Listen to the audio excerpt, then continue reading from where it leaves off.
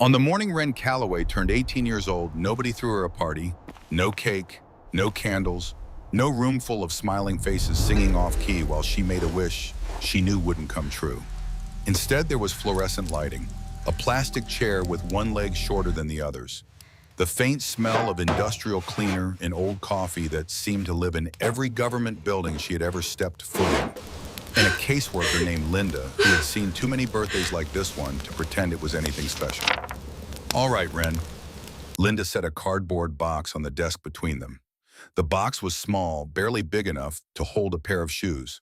On the side, someone had written Calloway W in black marker. Neat letters, impersonal, like a label on a storage unit. Because that's what it was, really.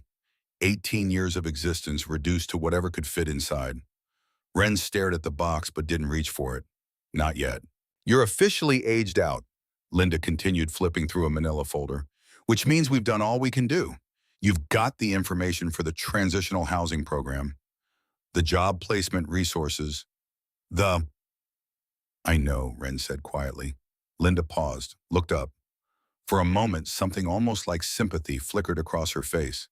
Then it was gone, replaced by the same professional distance that kept people like her sane in jobs like this. "There's one more thing." Linda pulled a manila envelope from the folder. It was thicker than the rest, sealed with official-looking tape. "This came through the legal department last month. We've been holding it until your birthday." Wren took the envelope. It was heavier than she expected. "What is it?" "Inheritance paperwork." Linda leaned back in her chair. "Apparently you have a grandfather. I should say, Silas, no wait." She squinted at her notes. Ezra Calloway. He passed away and there's property in his name. It goes to you now." The words didn't make sense. Not at first. Wren turned them over in her mind like puzzle pieces that refused to fit. Grandfather, property, inheritance. She didn't have family. That was the whole point. That was why she was here in this plastic chair, electing her life in a cardboard box. "I don't have a grandfather," she said flatly. Linda shrugged. "According to this, you do." "Did. Look, I don't know the details. The legal office handles all that. But there's a deed in their property somewhere in Washington state. What you do with it is up to you." Wren stared at the envelope in her hands. The paper was slightly yellowed at the edges, as if it had been waiting for this moment for a very long time. 12 years to be exact. Because Wren did know who Ezra Calloway was. She had just spent most of her life trying to forget. He was the man in the photographs her mother used to keep. The tall figure with the weathered hands and the quiet eyes. The one who had promised to come get her. The one who never did. She remembered being 6 years old, sitting on the porch of a house she could barely picture anymore, watching the road for a truck that never came. Remembered her mother making excuses at first, then growing silent, then disappearing into bottles and pills, and eventually into a hospital room that smelled like antiseptic and endings. After that, it was foster homes, group facilities, the long gray machinery of a system designed to process children like products on an assembly line. And through all of it, not a single word from the grandfather who was supposed to save her. Until now. Now apparently he had left her something. "Great," Wren muttered under her breath. 12 years of silence, and his goodbye gift is paperwork. She almost threw the envelope away. Almost. But something stopped her. Maybe it was the weight of it. Maybe it was the way Linda was watching her with that carefully neutral expression that meant she was expecting Wren to make a scene. Or maybe it was the fact that Wren had nowhere else to go. The transitional housing program was a lottery system. She hadn't won. The job placement resources were the same pamphlets they gave everyone, full of minimum wage positions that wouldn't cover rent in any city she'd ever heard of. She was 18 years old, officially an adult, and she had exactly $47 to her name. So instead of throwing the envelope away, she tore it open. Inside were several documents. A deed, just like Linda said. Some kind of property in rural Washington near a town called Millbrook Falls that Wren had never heard of. Legal descriptions she didn't understand. A survey map that looked like it had been copied a dozen times. And at the bottom of the stack, 3 items that didn't fit with the rest. A hand-drawn map sketched on paper so old it crinkled at her touch. The lines were rough, made by someone who knew the land, but wasn't much of an artist. There was the shape of a building, a river, and a path leading into what looked like dense forest. A shard of quartz about the size of her thumb, cloudy and pale with veins of something darker running through it. It felt cool against her palm, smooth in a way that suggested someone had held it many times before. And a note, just a few words scrawled in handwriting that shook slightly at the edges. Don't trust what they say about the land. Wren read the words 3 times. She didn't understand them, but something about them made her stomach tighten. The bus station was crowded with the usual morning chaos. Commuters rushing to jobs they hated, teenagers with earbuds and vacant expressions, a man sleeping on a bench with a newspaper over his face. Wren sat on a plastic seat near the window, the cardboard box on her lap, the manila envelope tucked inside her jacket. She had bought a one-way ticket to Millbrook Falls using most of her remaining money. It wasn't a rational decision. She knew that. The smart thing would have been to stay in the city, try to find work, figure out some kind of plan. But the phone call had changed everything. It had come 2 days ago before her birthday, before she even knew about the inheritance. A man's voice, polite but cold, introducing himself as a representative of Apex Timber Corporation. Miss Calloway, he had said, we understand you'll soon be coming into possession of certain property in Washington state. We'd like to discuss purchasing that land from you. Wren had been confused. I don't know what you're talking about. A pause, then you will, soon. When you're ready to talk, here's our number. She hadn't called back, but the conversation had lodged itself in her brain like a splinter. How had they known about the inheritance before she did? How had they gotten her number? And why did a timber corporation care about an abandoned sawmill in the middle of nowhere? The questions gnawed at her through the long bus ride north. Rain started falling somewhere past Portland. Not a dramatic storm, just a steady needling drizzle that turned the world outside the windows into a blur of gray and green. The kind of rain that seeped into your bones. Welcome to Washington. By the time the bus pulled into Millbrook Falls, the sky had darkened to the color of wet steel. The driver announced the stop without enthusiasm, and Wren was the only passenger to stand. You sure about this? He asked as she passed. She wasn't, but she stepped off the bus anyway. The town, if you could call it, that was barely a few blocks long. A gas station, a hardware store with faded paint, a diner called Maggie's with a crooked sign, a bar, a church, and beyond all of it, nothing but trees.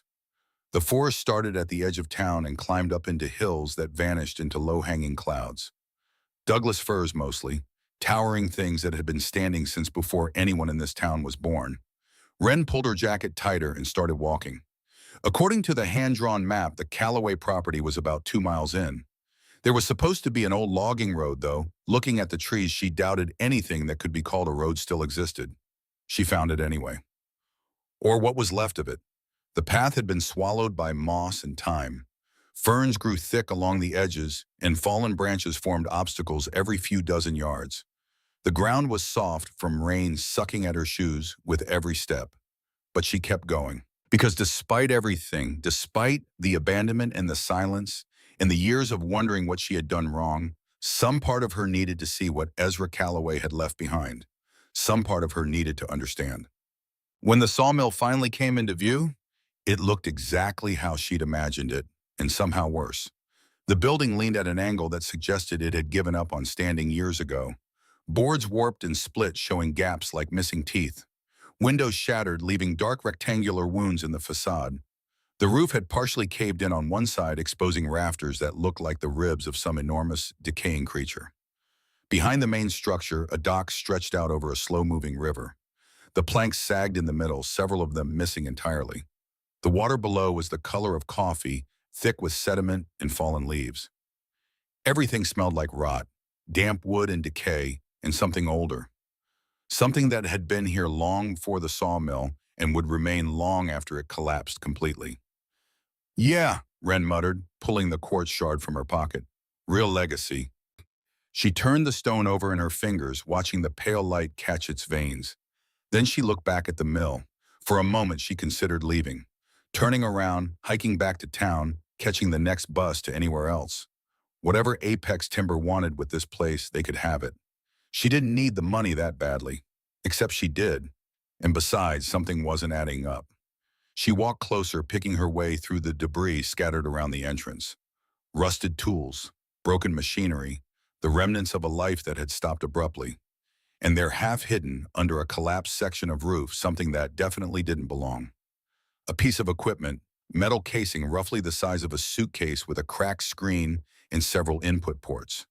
She didn't recognize the model, but she knew what it was. A ground-penetrating radar unit. Portable, expensive.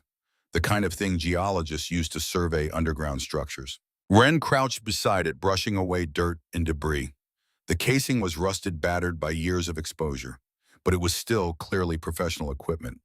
High-end, worth thousands of dollars at least. Not something a broke old man would just have lying around. She straightened her eyes, scanning the rest of the debris with new attention. What else was buried here? The entrance to the mill was partially blocked by fallen beams, but there was enough space to squeeze through. Wren pushed inside, ducking under a section of collapsed ceiling. The air changed immediately, colder, thicker, tasting of minerals and old wood and something almost metallic. What remained of the interior was a single large space that had once been the main processing floor. Rusted saws hung from chains overhead. Conveyor belts, frozen mid-motion, disappeared into shadows. Piles of sawdust, now turned to mulch, covered most of the floor. And beneath all of it, barely audible over the sound of rain on the broken roof, another sound, a low, irregular tick, tick, crack, shift. Wren froze. The sound wasn't coming from the building. It was coming from below, from somewhere deep under her feet, like something shifting in the earth itself. "Okay," she whispered. "That's new." She moved deeper into the mill, stepping carefully over debris. Her eyes were adjusting to the darkness, now picking out details she had missed before. On the far wall, a section of wood darker than the rest. Charred, not from age but from heat, like something had burned here. Hard and fast and violent. Wren's stomach tightened. This wasn't just abandonment. This was interrupted. The realization hit her like a physical blow. Whatever had happened here, whatever had made Ezra Calloway disappear, it hadn't been a simple case of an old man walking away from his life. Something had stopped him. Frustration surged up hot and sudden. 12 years. 12 years of silence. 12 years of waiting for an explanation that never came. And now she was here, standing in the ruins of everything her grandfather had supposedly valued more than her, and she still had no answers. She grabbed a rusted hammer from a nearby workbench. Didn't even think about what she was doing, just swung it down against the warped planks beneath her feet. Once. The wood cracked but held. Twice. Splinters flew. On the third hit, the floor gave way with a hollow sound that echoed far longer than it should have. Wren stumbled back, nearly falling through the new gap. She caught herself on a support beam, hard hammering. The sound that came back from below wasn't right. Not the dull thud of dirt or foundation. Something deeper. Empty. Open. Slowly she knelt at the edge of the hole. Beneath the floorboards was darkness. But not just darkness. A shape. Metal. Flat and industrial. A hatch. Steel, thick and heavy, set into what looked like a concrete frame. There was a lock on the surface. Brass old but solid. The kind of lock that was made to keep people out. Or to keep something in. Wren's pulse kicked up. Her hands were shaking slightly as she reached into her jacket and pulled out the key. The small brass key that had been in the envelope with the deed. The one she hadn't thought twice about. It looked old, worn, like it had been used many times before. She reached down and slid it into the lock. It fit perfectly. For a long moment she didn't move, didn't breathe. The rain continued its steady assault on the roof above. Water dripped somewhere in the darkness. The building creaked and groaned around her as if warning her to stop. Then she turned the key. The latch snapped open with a sharp echoing click that seemed to ring through the entire mill. The sound hung in the air, and for just an instant, everything went silent, even the rain. Then Wren lifted the hatch. A rush of cold air burst upward, carrying with it the sharp scent of metal and wet stone. It was colder than it should have been, deeper, as if the earth itself was exhaling. Wren's flashlight flickered as she pointed it downward. The beam cut through the darkness, revealing a narrow stone staircase that spiraled down into blackness. The steps were carved directly into rock worn smooth by use. Old use. Ancient use. This wasn't something Ezra had built. This was something he had found. From somewhere far below, that sound came again. Tick, crack, whisper, like the earth was breathing. Wren swallowed hard. Every instinct told her to close the hatch, walk away, and never look back. Whatever was down there was not meant to be disturbed. But she had come too far. She had spent too many years wondering. So she started down. The staircase descended farther than seemed possible. 30 steps, 50, 100. The temperature dropped with each one. The walls pressed closer, slick with moisture. The air grew thick, almost liquid, filling her lungs with the taste of ancient minerals. And then, without warning, the stairs ended. Wren stepped out into open space. Her flashlight beam cut through the darkness, and then suddenly it didn't feel like darkness anymore. It reflected. For a moment, her brain refused to process what she was seeing. The cavern stretched out in front of her, massive and silent. Its ceiling was lost somewhere in the shadows above, too high for her light to reach. The floor was rough stone, carved by water over millennia. But that wasn't what made her stop breathing. It was the crystals. They rose from the ground like a frozen forest. Not small clusters, not scattered veins, entire trunks, trees, or what used to be trees, now transformed into towering columns of quartz and something else, something that caught the faint light and threw it back in fractured, shimmering patterns. Some of them were 30 feet tall, some taller. Their surfaces were faceted, almost geometric, as if they had been deliberately carved. But the patterns were too complex, too organic.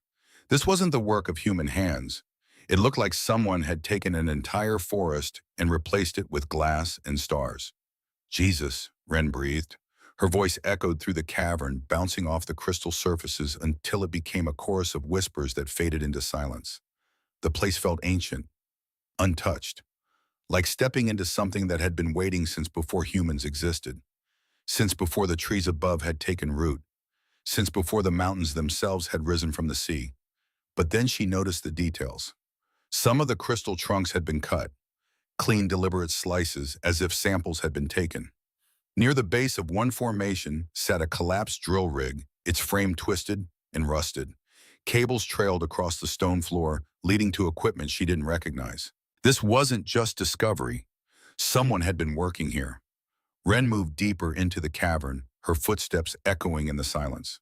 The crystals towered around her, their surfaces catching her flashlight beam and fracturing it into dozens of smaller lights that danced across the walls.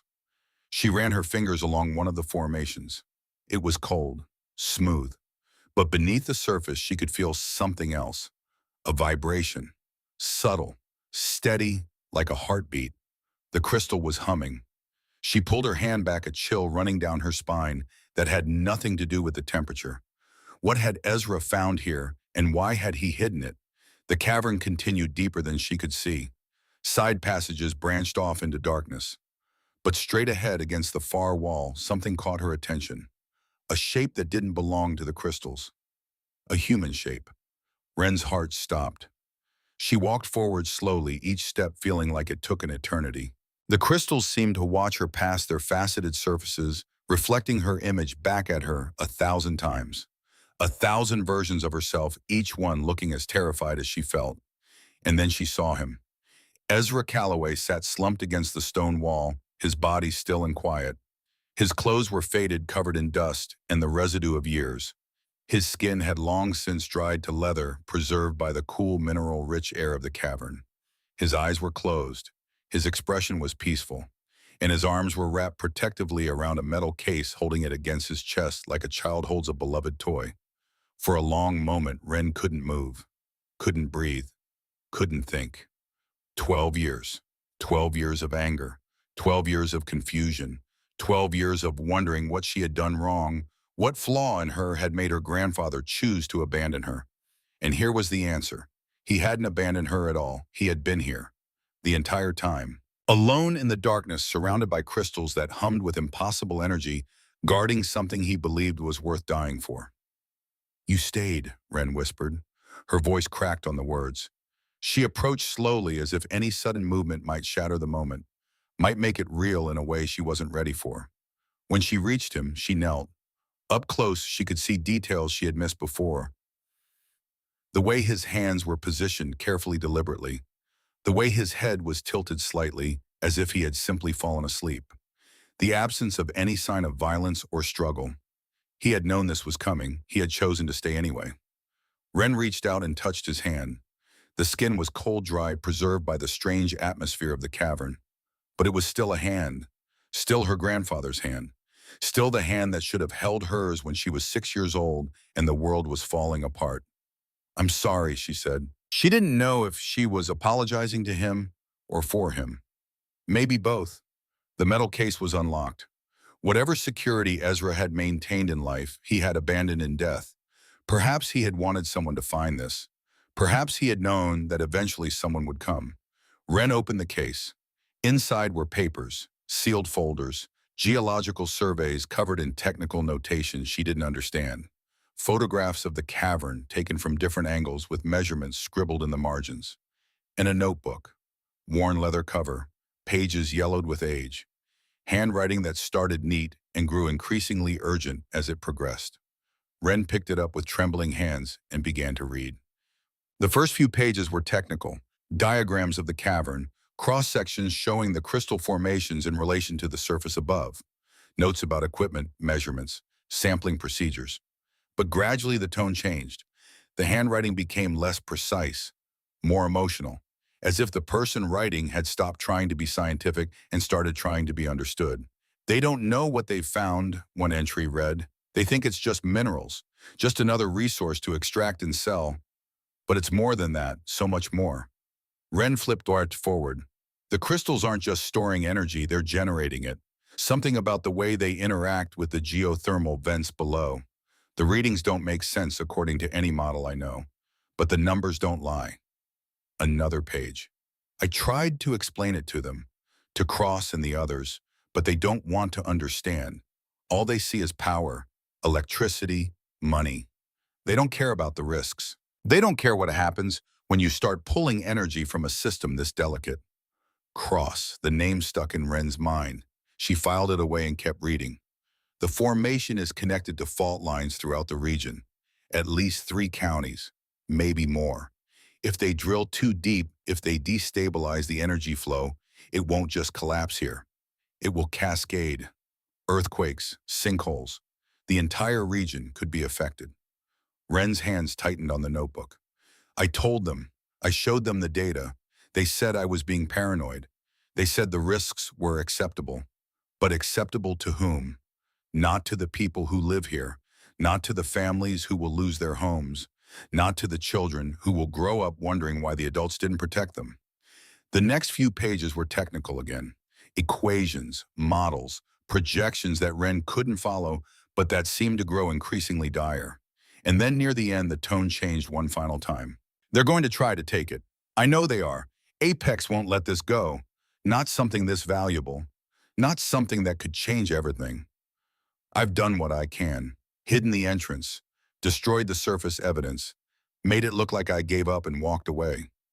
But they'll find it eventually. Someone always does. And when they do, someone needs to understand. Someone needs to know the truth.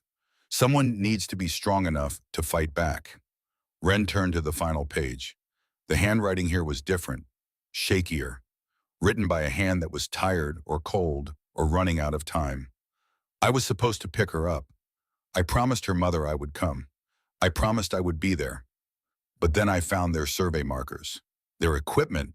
They were already moving, already planning. If I left even for a day, they would have found the entrance. They would have started drilling before anyone could stop them. I had to choose, and I chose wrong. I know that now. I should have gotten her first, should have brought her here, should have found a way to do both. But I didn't. And now it's too late. I'm sorry, little one. I'm so sorry." The writing trailed off, the final letters fading into illegibility. Ren stared at the page, her vision blurring. For 12 years she had told herself a story about a grandfather who didn't care, who had chosen some piece of worthless land over his own family, who had looked at a 6-year-old girl and decided she wasn't worth the effort. That story had kept her going through the group homes and the foster families and the endless grinding loneliness of growing up without anyone who truly belonged to her. It had been easier to be angry than to wonder. Easier to hate than to hope. But the story had been wrong. Ezra Calloway hadn't abandoned her. He had been trying to save her. Save all of them. And he had died here alone in the darkness, still holding on to the truth he believed someone needed to know. A deep crack echoed through the cavern. Wren flinched, the sound snapping her back to reality. The ground trembled beneath her feet. Just slightly, just enough to notice. The crystals around her flickered their internal light, pulsing once, twice, then settling back into their steady, patient glow. Whatever was happening down here wasn't over. The forces Ezra had written about, the energy he had spent his life trying to protect it, was still there. Still building, still waiting for someone to make a choice. And if Apex Timber knew what was down here, then this was far from finished. The climb back to the surface felt longer than the descent. Wren's legs ached, her lungs burned, but she barely noticed the physical discomfort. Her mind was too full of everything she had seen, everything she had read. By the time she pulled herself through the hatch and back into the ruined mill, her body was shaking. Not from cold, from something deeper. She closed the hatch behind her and sat on the warped floorboards, the notebook clutched against her chest. Rain still hammered the broken roof.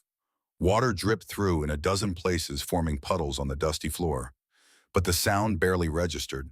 All she could think about was Ezra, sitting alone in that cavern, watching the crystals pulse with their strange, impossible energy, waiting for someone who never came, waiting for her. She didn't know how long she sat there. Minutes, maybe hours. But eventually the rain began to slow, and that's when she heard the engines. Wren's head snapped up. The sound was distant at first, muffled by the forest, but it grew steadily louder. Vehicles, more than one, coming up the old logging road. She scrambled to her feet, shoving the notebook inside her jacket. Through one of the shattered windows, she could see lights moving through the trees. Headlights, getting closer. Her heart hammered. No one knew she was here. No one was supposed to know. The property had been abandoned for years, forgotten by everyone except Apex. The realization hit her like cold water.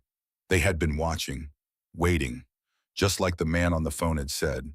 And now they were here. Wren looked around frantically. There was no back door, no easy exit. The collapsed section of roof blocked most of the rear of the building. The only way out was the front entrance, which led directly toward the approaching vehicles. She was trapped. The engines cut off. Doors opened, closed. Footsteps. Multiple sets. Moving with the kind of unhurried confidence that came from knowing you held all the cards. Wren pressed herself against the wall near the entrance, heart pounding. Through a crack in the boards, she could see two black SUVs parked at the edge of the clearing. Men in dark jackets moved around them, scanning the area with professional efficiency. And then one figure stood backward. He was older than the others, late 40s maybe, tall with sharp eyes and a calm posture that radiated control. His coat was expensive, his shoes impractical for the terrain. He moved like someone who expected the world to rearrange itself around him. "Miss Calloway," he called out, his voice carrying easily through the quiet forest. "We know you're in there." Wren didn't move. "My name is Sterling Vance. I'm the executive director of Apex Timber's Northwest Operations." A pause. "I believe we have some things to discuss." Silence. Then another voice, sharper, more impatient. "This is ridiculous. Just send someone in to get her." A younger man stepped forward, similar features to Sterling but harder, more aggressive. His suit was just as expensive, but he wore it like armor rather than clothing. "Patience Preston," Sterling said calmly. "She'll come out." Preston, the brother. Wren's mind raced. Two of them, plus whatever security team they had brought. Against one 18-year-old girl with a notebook and a key. The odds were not in her favor, but running wasn't an option. They knew she was here. They knew about the property, and if she fled now, they would simply come back, again and again until they got what they wanted, whatever that was. Wren took a breath, then she stepped through the entrance. The rain had faded to a fine mist, coating everything in a thin layer of moisture that made the world look like it was wrapped in gauze. The Vance brothers stood about 20 feet away, their security team spread out behind them. Sterling's expression didn't change as she emerged. Preston's did. A flicker of surprise quickly replaced by something that looked almost like amusement. "Well," he said, "she actually came out. Wren ignored him. Her eyes were fixed on Sterling. How did you know I was here? Sterling smiled. It was the kind of smile that didn't reach his eyes. We've been monitoring this property for a long time, Miss Calloway, since before your grandfather died. We knew someone would come eventually. We've been waiting. For what? For you. He gestured at the ruined mill behind her. For the rightful owner of this land to finally appear. Wren's jaw tightened. You called me before I even knew about the inheritance, before the paperwork was filed. We have resources. Sterling said it simply without apology. When you work in this industry long enough, you learn to stay ahead of events. What do you want? To make you an offer. Sterling took a step closer. Not threatening, but deliberate. This property has been a source of complications for our company. Legal disputes, environmental concerns, a lot of uncertainty. We'd like to resolve all of that. By buying the land. By purchasing it, yes, at a very fair price. Wren looked at the men behind him, at the expensive SUVs, at the entire apparatus of wealth and power arrayed against her. You haven't mentioned a number, she said. Sterling's smile widened slightly. That's because we were hoping you'd be reasonable enough to hear us out first, before we get into specifics. I've heard enough. The words came out harder than she intended, but she didn't take them back. Sterling's smile faded. Miss Calloway, he said, his tone shifting subtly. I understand this must be overwhelming. You've just turned 18. You've aged out of the foster system. You have no money, no family, no support. And suddenly you're standing on property that a major corporation wants to acquire. He spread his hands. I'm not here to pressure you. I'm here to help you understand your options. My options, Wren repeated flatly. The legal situation surrounding this property is complex. There are questions about the original deed, about your grandfather's mental state when he acquired it, about whether the transfer to you is even valid. Sterling's voice remained calm, reasonable, almost sympathetic. Fighting those questions in court could take years, years you don't have. Is that a threat? It's information. Sterling glanced at his brother. Preston here is our chief legal counsel. He could explain the details if you'd like. But the short version is simple. Sell to us now, walk away with enough money to start a real life, or spend the next decade drowning in legal fees you can't afford. Preston stepped forward, pulling a folder from inside his jacket. I have the paperwork right here. Sign today and we can have a check in your account by morning. Enough to change everything. He held out the folder. Wren didn't take it. The silence stretched between them, filled only by the soft patter of mist on leaves and the distant call of a bird somewhere in the forest. Then Wren spoke. You knew what was down there.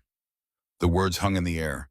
For the first time, something flickered across Sterling's face, something that might have been surprise, or might have been fear. I'm sorry, he said. The cavern, the crystals, the energy readings.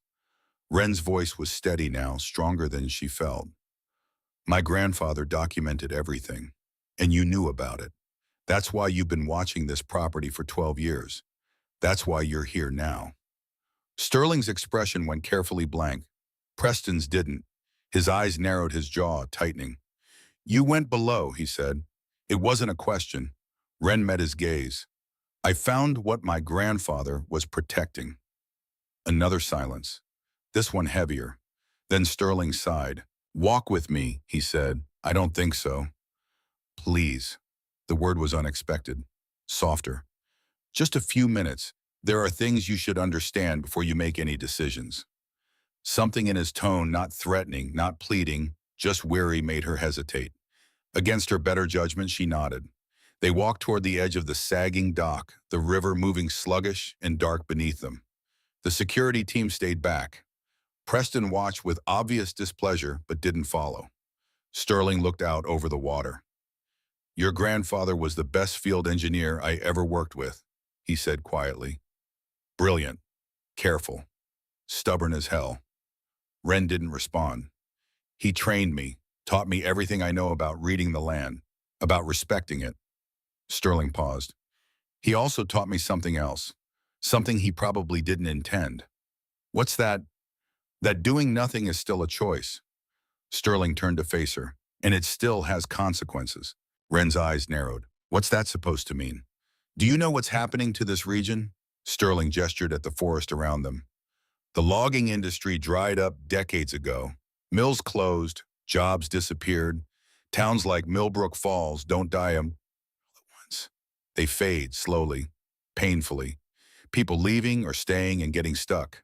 Children growing up with no opportunities, no future. And your solution is to drill into an unstable geological formation. My solution is to use what's there. Sterling's voice sharpened.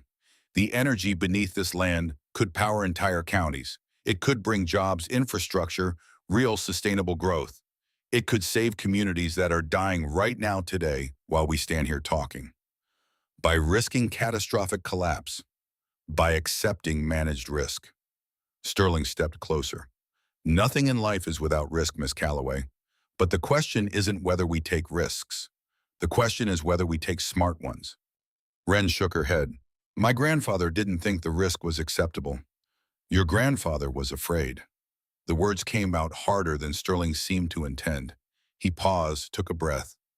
He saw the danger and couldn't see past it, but times have changed. Technology has improved. We can do things now that weren't possible when Ezra was working here. You don't know that. I know that people are suffering while that energy sits untouched. Sterling's eyes locked onto hers. I know that your grandfather spent 12 years protecting something that could have helped thousands of people. And I know that he died alone in a hole in the ground, holding on to secrets that didn't save anyone. The words hit Wren like a physical blow. For a moment, she couldn't speak. Then she found her voice. He died protecting people from you. Sterling shook his head slowly. He died protecting people from their own choices. There's a difference. The rain picked up again, falling harder now. Water dripped from Sterling's coat, from Wren's hair, from the ruined dock beneath their feet. I'm not selling, Wren said. Sterling studied her for a long moment. Then he nodded.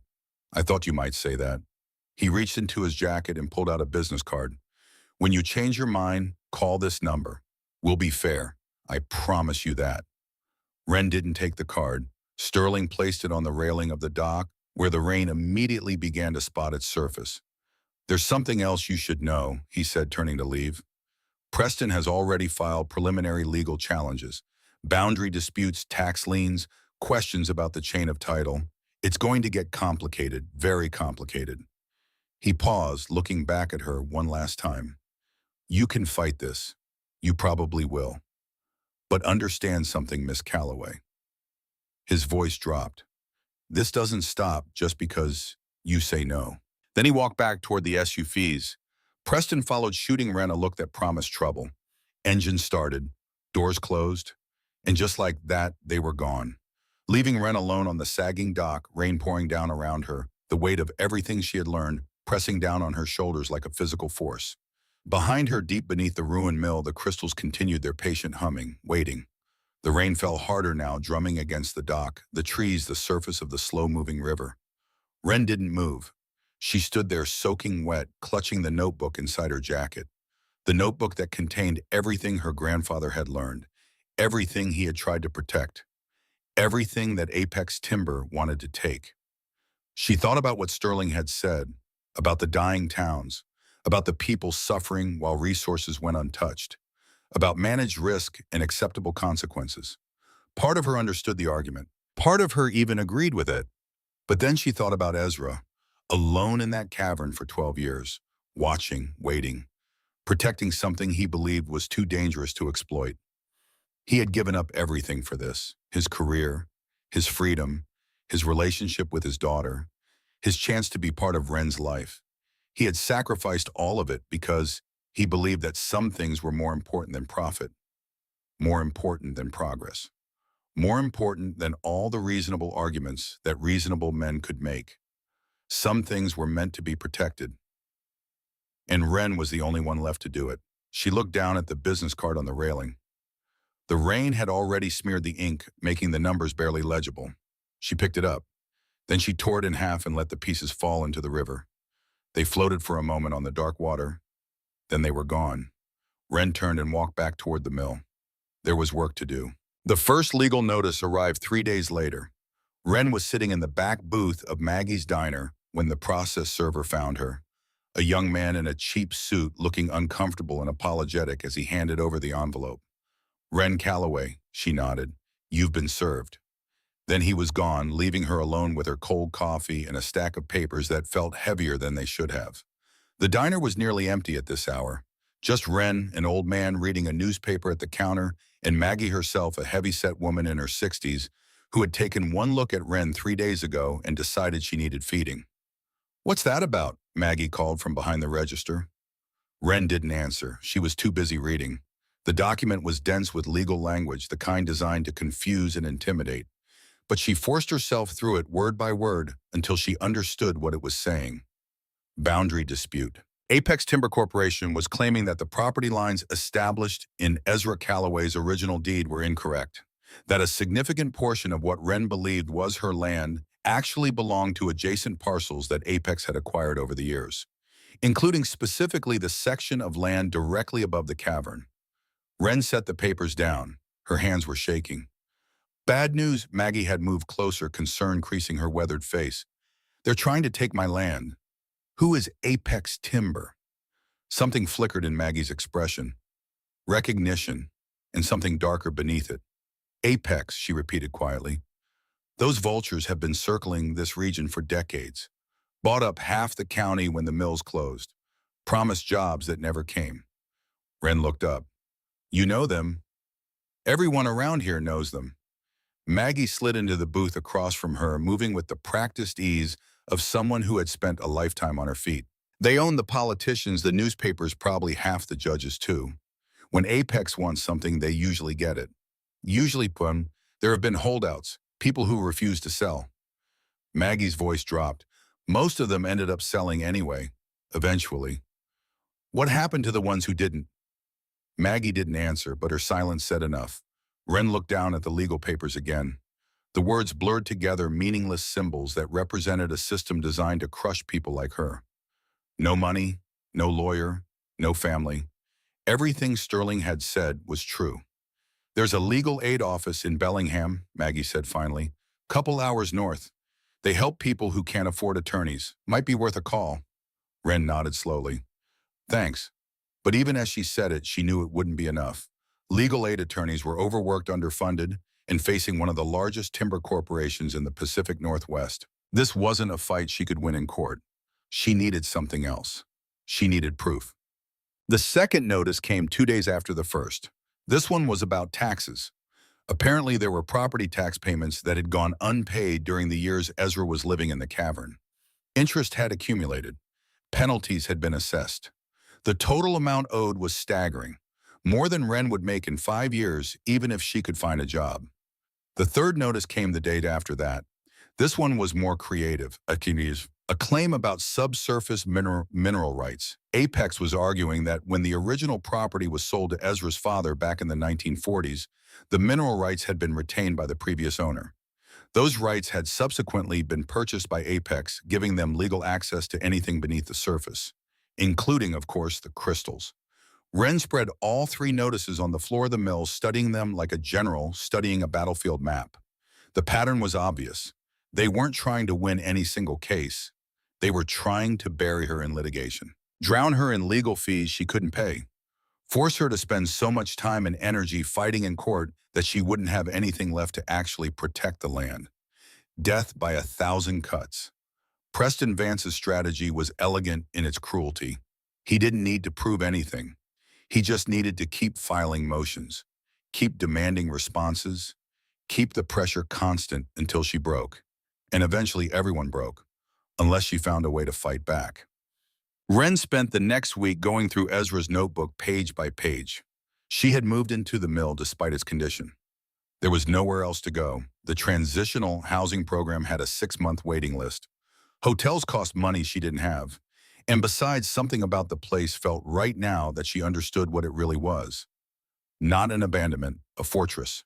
She had cleaned out a corner of the main floor away from the collapsed section, found some old tarps to keep the rain off, built a fire pit from loose bricks, and learned to cook over open flames the way people must have done 100 years ago. It wasn't comfortable, but it was hers. And every night by firelight she read. Ezra's notebook was more than just a scientific document. It was a diary. A confession, a record of everything he had discovered and everything he had sacrificed to protect it. The technical sections were beyond her understanding, full of equations and geological terminology she would need a degree to comprehend. But the personal sections were clear enough. Ezra had first discovered the cavern in 1987. He had been working for Apex as a field engineer, surveying land for potential timber operations. His ground-penetrating radar had detected anomalies beneath the surface readings that didn't match any known geological formation. He had investigated alone at first, keeping his findings secret, even from his employers. Something about the readings had told him this was different, special, worth protecting until he understood what it was. When he finally breached the cavern and saw the crystals for the first time, he had wept. It was like stepping into another world, he wrote, like finding proof that the universe was stranger and more beautiful than anyone had imagined. I knew immediately that I couldn't let them destroy it. But keeping the secret had proven impossible. Apex had their own surveyors, their own equipment. Within a year, they had detected the same anomalies Ezra had found. And unlike Ezra, they saw only dollar signs. The crystals conducted and stored geothermal energy in ways that defied explanation. Preliminary estimates suggested they could power entire regions if the energy could be extracted. The potential value was astronomical. Apex wanted to drill. Ezra refused to provide the data they needed. They don't understand, he wrote. The crystals aren't just storing energy, they're part of a system, a network that extends for miles in every direction, connected to fault lines and thermal vents throughout the region. You can't just extract from one point without affecting the whole. It's like a spider web. Touch one strand and the entire structure vibrates. Touch it too hard and it all comes down. Wren turned the pages, her heart growing heavier with each entry. Ezra had tried to warn them, had presented his data, his projections, his models showing the cascade effects that deep drilling could trigger. Earthquakes, sinkholes, geological instability affecting hundreds of square miles. They hadn't listened. The board meeting was a formality, he wrote. They had already made up their minds. Sterling sat there the whole time, not saying a word. I thought he understood. I thought he would support me. But when the vote came, he raised his hand with all the others. That was when I knew I was alone. Wren paused at that passage. Sterling Vance, Ezra's student, the man who had stood on the dock 3 days ago and spoken about managed risk and acceptable consequences. He had been there from the beginning. He had known the danger, and he had chosen profit anyway. The fire came next. Wren found the records in a folder at the bottom of Ezra's metal case. Newspaper clippings yellowed with age. An official incident report from the county fire department. Photographs of the mill engulfed in flames. The date was 12 years ago, almost to the day. According to the newspaper, the fire had been ruled accidental. Faulty electrical wiring in an abandoned building. No one had been hurt. No investigation had been conducted. But the incident report told a different story.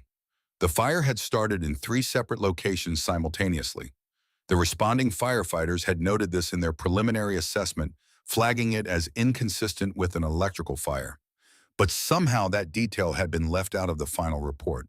Somehow the investigation had been closed before it really began. Wren stared at the documents, her mind racing. 3 separate ignition points meant arson. Someone had deliberately set the mill on fire. And the timing was impossible to ignore. 12 years ago, the same year Ezra had disappeared. The same year he had stopped responding to Apex's demands.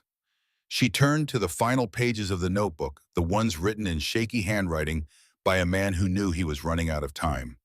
They came at night. I saw the trucks from the ridge. 3 of them, no headlights. They thought I was gone. They thought I had finally given up. But I was watching. I'm always watching now.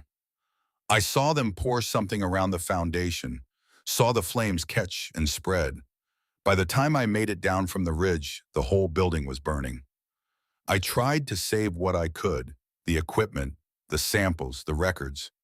But the fire was too fast, too hot. The only thing I could do was get below. The hatch. Thank God for the hatch.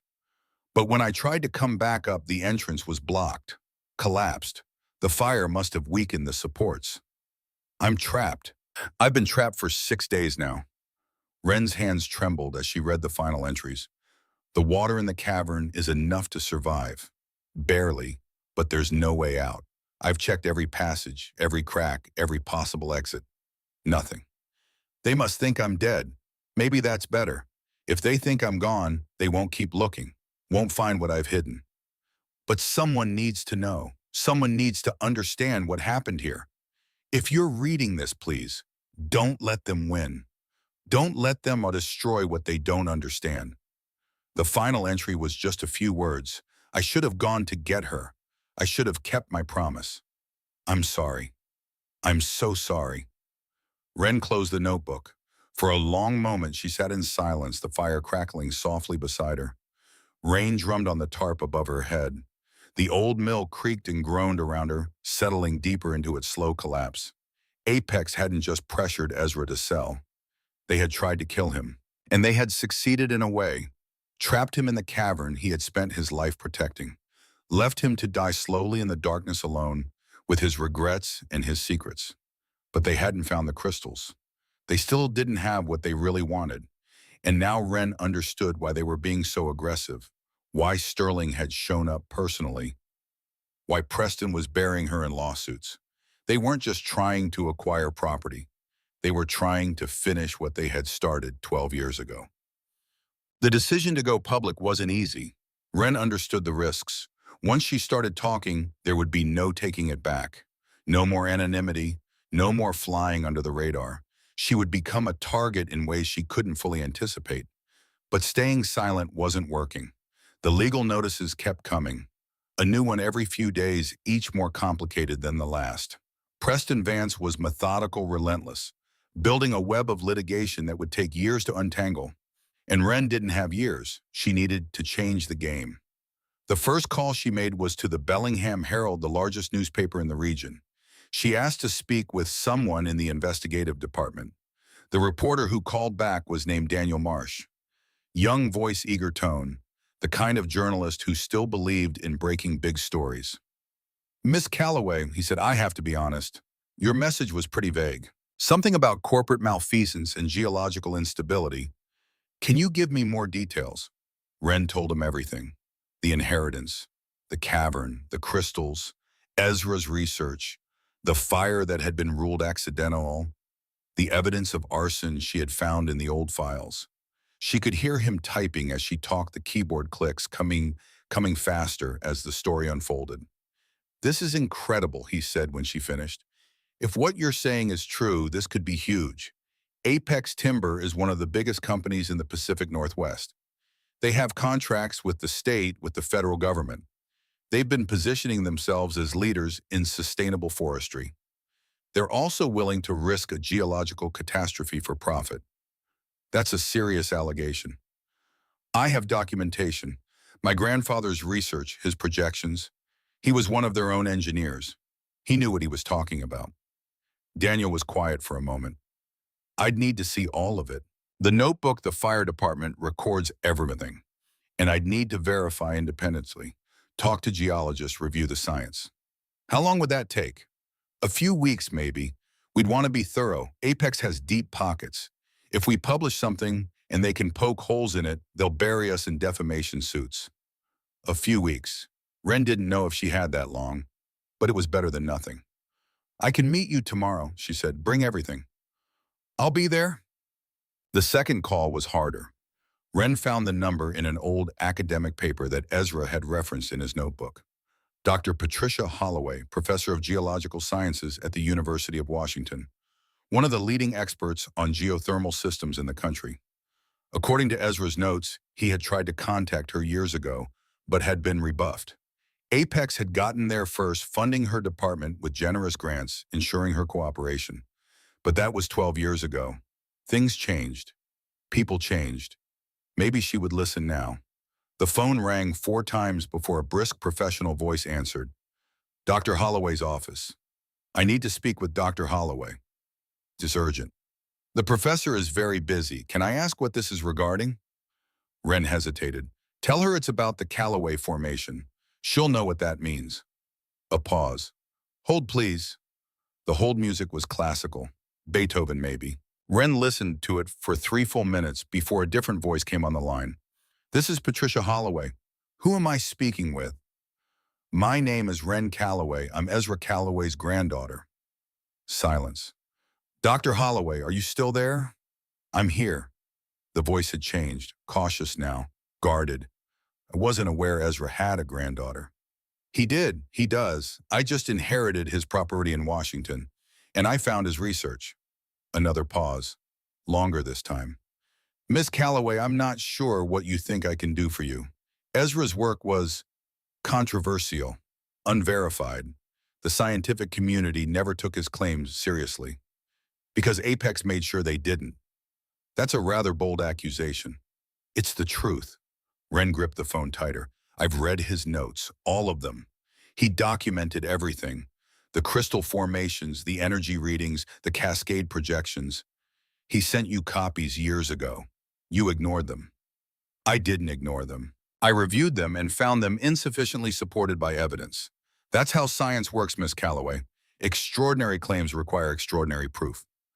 Then come see for yourself. The words hung in the air. I'm sorry. The cavern is still there. The crystals are still there. Everything my grandfather described is exactly where he said it would be. Come see it with your own eyes and then tell me his claims were unsupported. Dr. Holloway was quiet for so long that Wren thought she might have hung up. Then you're saying the formation is accessible, that you have physical access to the site. I own the land. I have the keys to the hatch. I can take you down there myself. More silence. Wren could almost hear the gears turning in the professor's mind.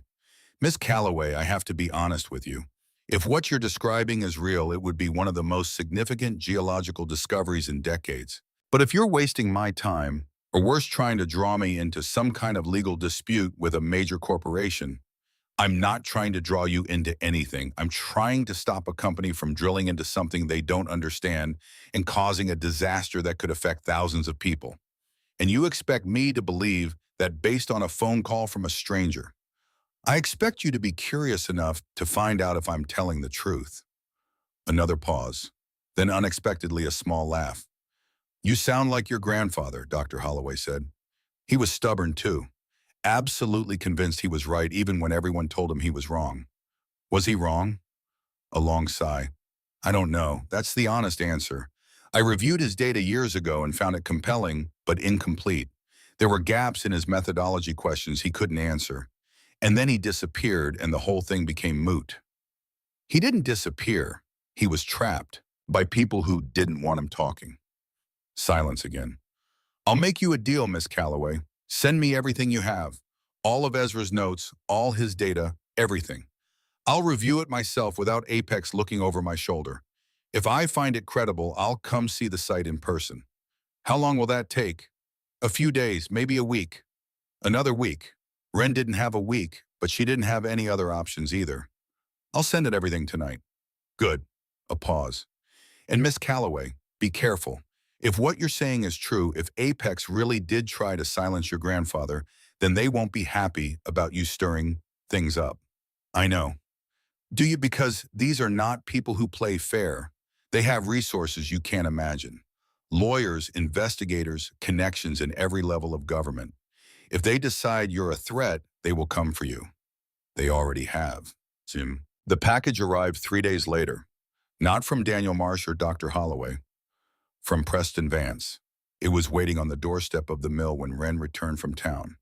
A brown manila envelope, no return address, but she recognized the law firm's logo embossed in the corner. Inside were more legal documents. But these were different from the others. They were old, yellowed with age, the paper brittle at the edges. Forms and filings from 12 years ago, court records, corporate filings, and at the center of it all, a document that made Wren's blood run cold. A petition for involuntary commitment, filed by Apex Timber Corporation against Ezra Calloway 12 years ago, claiming he was mentally unstable, a danger to himself and others, suffering from delusions about underground crystal formations and imminent geological catastrophes. The petition had been denied. Barely. A judge had found insufficient evidence to warrant commitment, but the damage had been done. Ezra's reputation was destroyed. His colleagues stopped returning his calls. His warnings were dismissed as the ravings of a disturbed man. And then the fire happened. and then he disappeared. Wren stared at the documents, understanding flooding through her. This was Preston's message, a warning and a threat wrapped in one. Look what we did to your grandfather. Look how easy it was to make him disappear. We can do the same to you. She threw the envelope across the room, her hands shaking with rage. Daniel Marsh called the next morning. Wren was up early, unable to sleep. She had spent the night reading and rereading the commitment petition, trying to understand how her grandfather must have felt. Watching everything he had built crumble around him, seeing his own colleagues turn their backs, knowing that the people who wanted to destroy him were winning. When the phone rang, she grabbed it immediately. Daniel, Miss Calloway. His voice was different, flat, wrong. I'm afraid I have some bad news. Wren's stomach dropped. The story is dead. My editor killed it this morning. What they? I can't get into specifics, legal reasons. A pause. But I've been advised that pursuing this angle would not be in the paper's best interest. Legal reasons? You mean Apex threatened to sue? Silence. Daniel, please. I have documentation. Evidence. This is a real story. I know. His voice cracked slightly. I know it is, and I wish I could help you, but I can't. I'm sorry. Can't or won't? Both. Another pause. Look, I shouldn't even be making this call, but I wanted you to know that it wasn't my decision. The pressure came from above, way above. Someone made some phone calls, and suddenly the story went from front-page material to toxic waste. Who made the calls? I don't know, but whoever it was, they have a lot of pull with the paper's ownership. The kind of pull that makes editors nervous about their jobs. Wren closed her eyes. What am I supposed to do now?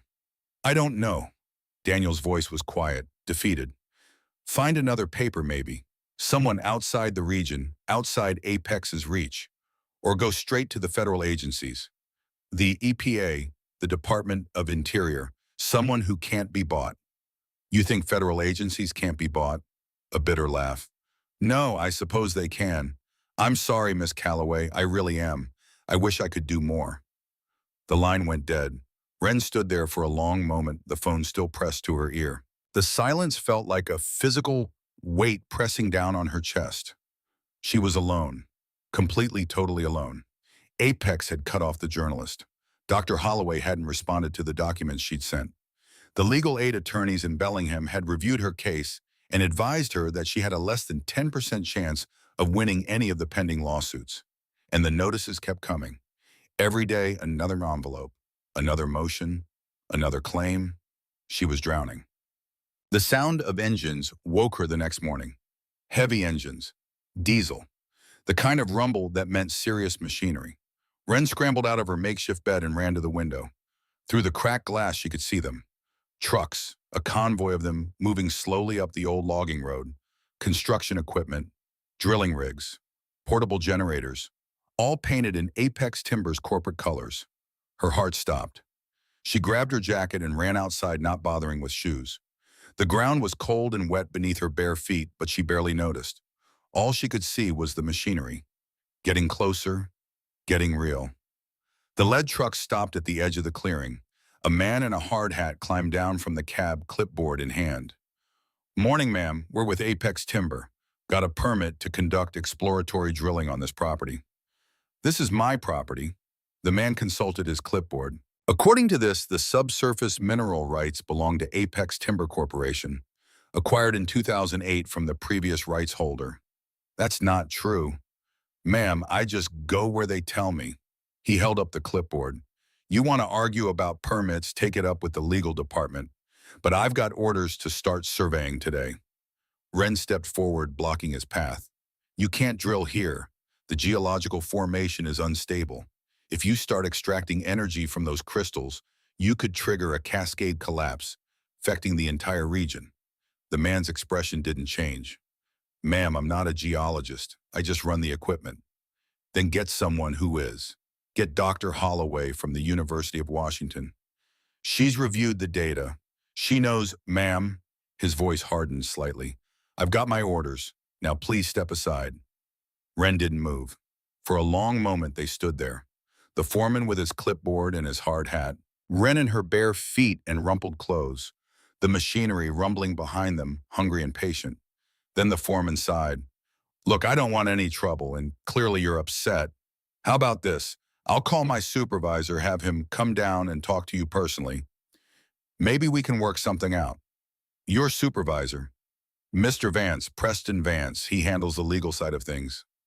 Of course he did. Fine, Wren said. Call him. Preston arrived an hour later. He stepped out of a black SUV looking exactly as she remembered. Expensive suit, aggressive posture, eyes that measured everything they saw and found it wanting. Miss Calloway, his smile didn't reach his eyes. I heard you were causing problems. You can't do this. Actually, I can. He pulled a folder from his briefcase. Here's the permit, signed by the county commissioner this morning. Approved for exploratory drilling on the disputed subsurface rights. We'll be starting with seismic surveys, then moving to core sampling within the week. The formation is unstable. My grandfather documented everything. Your grandfather was a disturbed man who spent his final years living in a hole in the ground. Preston's voice was cold. His documentation, as you call it, has been reviewed and dismissed by experts in the field. The scientific consensus is clear. There is no unusual risk associated with drilling in this area. What experts? Experts paid by Apex. Experts with credentials and reputations. Unlike a homeless teenager with no education and no standing to challenge anything we do. The words hit like a slap. Wren forced herself to stay calm. I have standing. I own this property. For now, Preston tucked the folder back into his briefcase. But our legal challenges are proceeding nicely. In 6 months, maybe less, a judge will rule that the original deed was improperly recorded. The property will revert to state ownership and we'll acquire it through proper channels. 6 months is a long time. Not really. He smiled again. But I'm sure it will feel like forever to you. He turned to walk back to his SUV. This isn't over, Wren called after him. Preston paused, looked back. Miss Calloway, it was over before it started. You just haven't figured that out yet. That night, Wren sat by the fire staring at the flames. The drilling equipment had been set up at the edge of the clearing. The workers had gone for the night, but they would be back in the morning, ready to start punching holes in the earth above her grandfather's cavern. She had 48 hours, maybe less, before they hit something that couldn't be undone. And she had no idea how to stop them. The legal system was compromised. The media had been silenced. Dr. Holloway hadn't responded. Every avenue she had tried had been blocked by Apex's money and influence. She was outmatched, outfunded, outmaneuvered. For the first time since she had arrived, Wren allowed herself to consider the possibility that she might lose.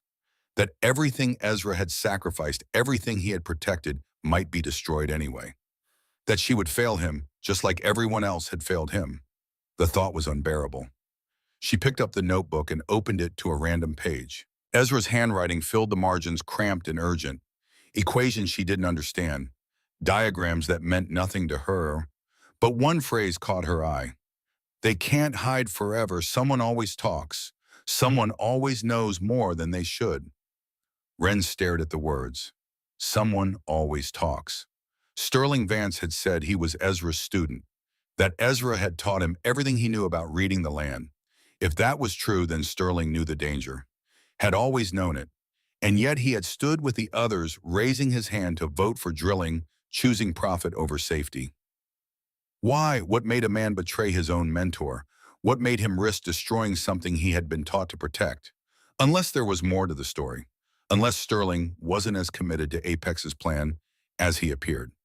Wren closed the notebook. It was a long shot, a desperate gamble based on nothing more than intuition and a few words spoken on a rainy dock. But it was all she had left. Preston. She found him the next morning, not at Apex headquarters in Seattle. That would have been impossible to penetrate. Instead, she tracked him to a small coffee shop in Millbrook Falls, where, according to the locals, he sometimes stopped when visiting the region. Sterling Vance was sitting alone at a corner table, nursing a cup of black coffee and staring out the window at the gray morning light. He didn't seem surprised when Wren sat down across from him. Miss Calloway, his voice was tired, I was wondering when you would come. Your brother is drilling, starting today. I know. You're going to let him destroy everything my grandfather spent his life protecting. Sterling looked at her then, really looked. And for the first time, Wren saw something behind the polished exterior, something that looked almost like pain. What do you want me to do? Stop him. I can't. Can't or won't, Sterling set down his coffee. You asked me that before, on the dock. And I told you that this doesn't stop just because someone says no. That's not an answer. It's the only answer I have. He leaned back in his chair, suddenly looking older than his years. Do you know what it's like to build something for 30 years and then watch it turn into a monster? To realize that the company you helped create has become everything your mentor warned you about? Wren didn't respond. I tried to stop this. Years ago when Ezra first raised his concerns, I argued with the board, presented his data, begged them to proceed with caution. Sterling shook his head. They didn't listen. And when I pushed too hard, they reminded me that I was replaceable. That if I wasn't willing to do what needed to be done, they would find someone who was. So you gave up. I survived. His eyes met hers. There's a difference. Is there? The question hung between them. Sterling looked away. Preston isn't just my brother. He's the board's attack dog. They brought him in specifically to handle situations like this, to do the things that people like me aren't willing to do. Like arson. Sterling flinched, almost imperceptibly, but Wren caught it. You know about the fire. I know Apex said it. I know they tried to kill my grandfather. And I know you didn't stop them. Silence. The coffee shop bustled around them, oblivious to the conversation happening in the corner. I didn't know, Sterling said finally. Not until it was done. Not until Ezra had already disappeared. He paused. But I suspected. And I said nothing. I convinced myself that it wasn't my responsibility, that I had done what I could. You were wrong. Yes. He met her eyes again. I was wrong. The admission hung in the air. Wren leaned forward. Then help me stop it now. I told you I can't. You can. She pulled out her phone, laid it on the table between them. You have access to internal documents. Emails, memos, meeting minutes. Proof that Apex knew about the geological risks and chose to proceed anyway. Sterling stared at the phone. If I do this, I lose everything. My career, my reputation, everything I've spent my life building. My grandfather lost more than that. The words landed like a blow. For a long moment, Sterling didn't move, didn't speak. The weight of years seemed to press down on him, aging him before her eyes. Then slowly he reached into his jacket pocket. He pulled out a flash drive. Small, silver, unremarkable. I've been carrying this for 3 years, he said quietly, ever since I realized what Preston was planning. I told myself it was insurance, protection in case things went wrong. He set the drive on the table. Internal emails discussing the geological risks. Board meeting minutes showing they overruled Ezra's recommendations. Financial projections based on extracting energy from the formation regardless of the consequences. Wren stared at the drive. Why didn't you use it? Because using it would destroy me too. Sterling's voice was barely above a whisper. Everything on there implicates me. Shows that I knew. That I went along with it even when I shouldn't have. But you're giving it to me anyway. I owe Ezra that much. He pushed the drive across the table. He taught me everything I know, and I repaid him by standing aside while they destroyed him. Wren picked up the drive. It felt impossibly light for something so important. There's one more thing you need to know, Sterling said. Preston filed for an expedited drilling permit this morning. Emergency authorization citing economic necessity. If it goes through, they start deep extraction within 48 hours. 48 hours. The formation won't survive that kind of extraction. Within weeks, maybe days, the cascade effects will begin, exactly like Ezra predicted. Wren's heart hammered in her chest. 48 hours. To find a way to use this evidence, to stop a catastrophe, to save everything her grandfather had died protecting. Sterling stood buttoning his jacket. I've done what I can, he said. The rest is up to you. Then he walked out of the coffee shop, leaving Wren alone with a flash drive and a ticking clock. The drive back to the mill felt like it took forever. Wren's mind was racing, cycling through possibilities and obstacles. She had evidence now, real evidence. Documentation that could prove Apex had knowingly put thousands of people at risk. But 48 hours wasn't enough time to go through proper channels. Not for federal agencies, not for courts, not for any of the systems that were supposed to protect people from exactly this kind of corporate recklessness. She needed another way, a faster way. As she pulled up to the mill, she saw them. More trucks, more equipment, workers in hard hats moving with purpose around the drilling site. And Preston Vance standing in the middle of it all, directing traffic like a general commanding his troops. He spotted her immediately. Miss Calloway, his smile was triumphant. Come to watch history being made. I know what you're doing. Do you? He spread his arms, encompassing the scene around him. We're bringing progress to this region. Jobs, energy, economic development. Things that actually matter to real people. You're going to cause a geological catastrophe.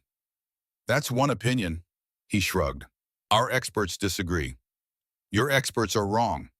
Then I guess we'll find out. He turned away, dismissing her. Now, if you'll excuse me, I have work to do. Wren watched him walk away, her hand closing around the flash drive in her pocket. 48 hours. The clock was ticking, and somewhere deep beneath her feet, the crystals hummed their patient warning, waiting to see what choice she would make. The phone rang at 3 in the morning. Wren had fallen asleep at the makeshift table she had constructed from salvaged boards, the flash drive still clutched in her hand. Dreams of crystals and fire and her grandfather's face had chased her through the night, fragmented and urgent. She grabbed the phone, heart pounding. Miss Calloway, a woman's voice. Crisp, professional, but with an undercurrent of excitement. This is Patricia Holloway. I've been reviewing the documents you sent. Wren sat up suddenly, wide awake. Dr. Holloway, it's the middle of the night. I know what time it is. A pause. I haven't slept in 36 hours, not since I started going through your grandfather's research. And I owe Ezra Calloway an apology. The professor's voice was heavy with something that sounded like shame. 12 years ago, I dismissed his work and without giving it the consideration it deserved. I let myself be influenced by people who had their own agenda. I failed him, and I failed the scientific process. Wren gripped the phone tighter. Does that mean you believe him now?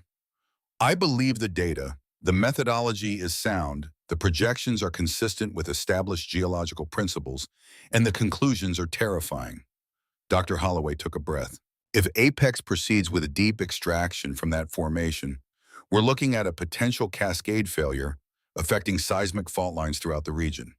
The initial projections suggest 3 counties could be impacted, but looking at the broader data, it could be worse. Much worse. How much worse? Worst case scenario, a series of induced earthquakes spreading across western Washington. Tens of thousands of people displaced. Infrastructure damage in the billions. And that's assuming the cascade stops at the first level of fault interactions. If it propagates further, she didn't finish the sentence. She didn't need to. I need your help, Wren said. Preston Vance has an expedited drilling permit. They're starting deep extraction within 48 hours. I have evidence of corporate malfeasance, but I don't have the scientific credentials to make anyone listen. What kind of evidence? Internal documents from Apex. Emails, meeting minutes, financial projections. Everything proving they knew about the risks and chose to proceed anyway. Silence on the line. Then, how quickly can you get to Seattle? I can be there by morning. I'll clear my schedule. And Miss Calloway, bring everything, every document, every piece of data, everything your grandfather collected. If we're going to stop this, we need to move fast. The drive to Seattle took 4 hours. Wren pushed the old truck she had bought for $300 to its limits, watching the speedometer climb as the forest gave way to farmland, and the farmland gave way to suburbs, and the suburbs gave way to the gray sprawl of the city. Dr. Holloway's office was in a building that smelled like old books and floor wax.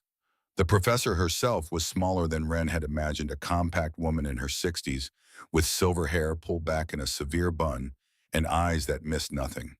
Sit, she said, gesturing to a chair across from her desk. Show me what you have. Wren spread everything out. The notebook, the fire department records, the flash drive from Sterling, the legal documents showing Apex's pattern of pressure and intimidation. Dr. Holloway went through it systematically, making notes, asking occasional questions. Her expression grew darker with each page she turned. "This is damning," she said finally. "Not just for Apex, but for the entire regulatory framework that was supposed to prevent exactly this kind of situation. Can we stop them?" "Possibly." The professor leaned back in her chair. "The evidence of geological risk is compelling enough to justify an emergency injunction, but we need to move through federal channels. State regulators are too compromised. Federal channels take time. We don't have time." "I know." Dr. Holloway tapped her fingers on the desk, thinking.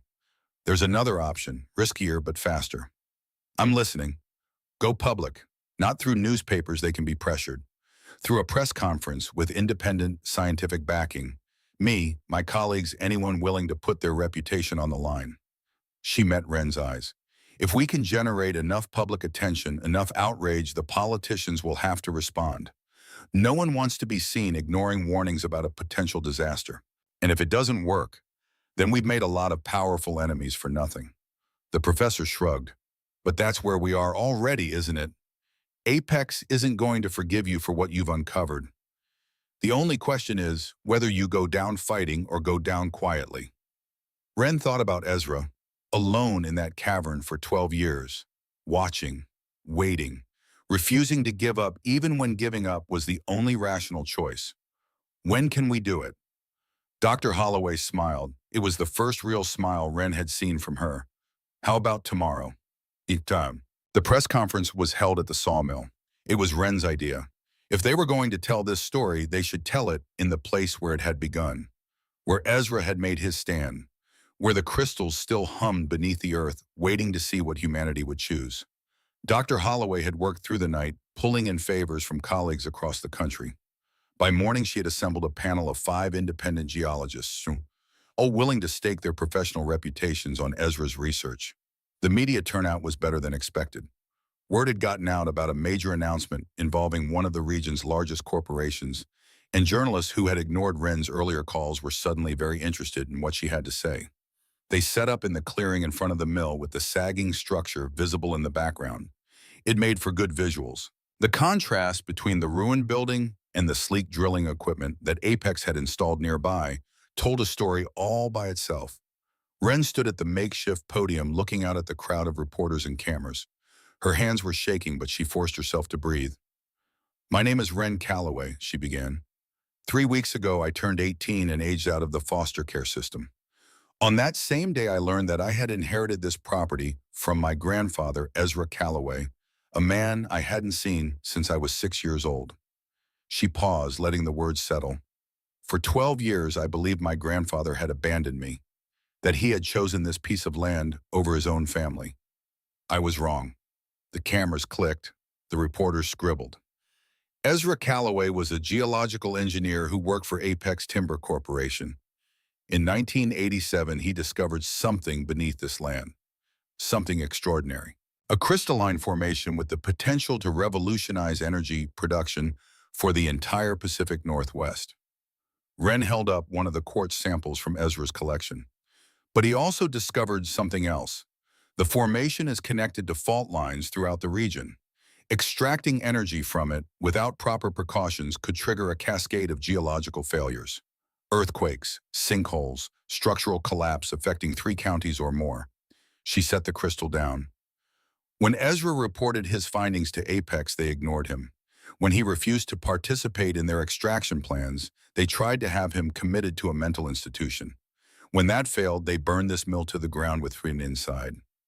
A murmur ran through the crowd. My grandfather survived the fire, but he was trapped underground in the cavern he had spent his life studying. He died there alone, still trying to protect what he had found. Ren's voice cracked slightly. She paused, composed herself. 3 weeks ago, I found his body. I found his research. And I found proof that Apex Timber Corporation has known about the risks of deep extraction for over a decade. They've known and they've chosen to proceed anyway.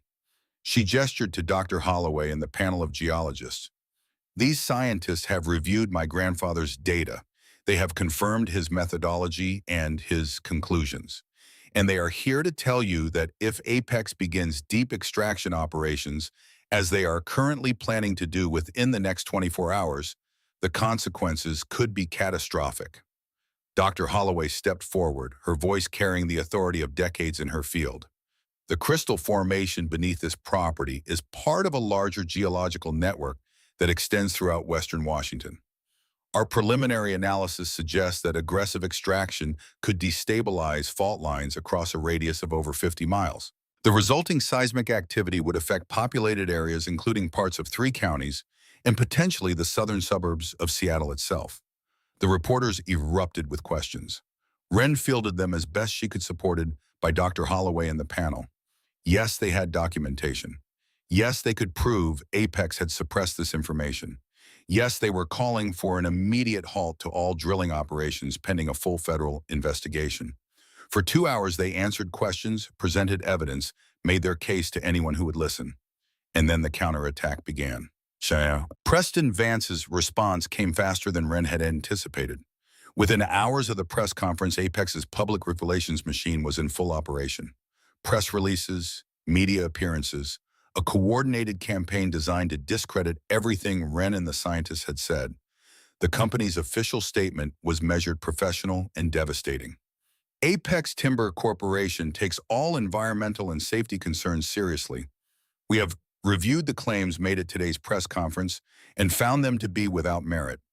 The so-called evidence presented consists primarily of documents created by a disturbed individual who was terminated from our company over a decade ago for erratic behavior and falsification of data.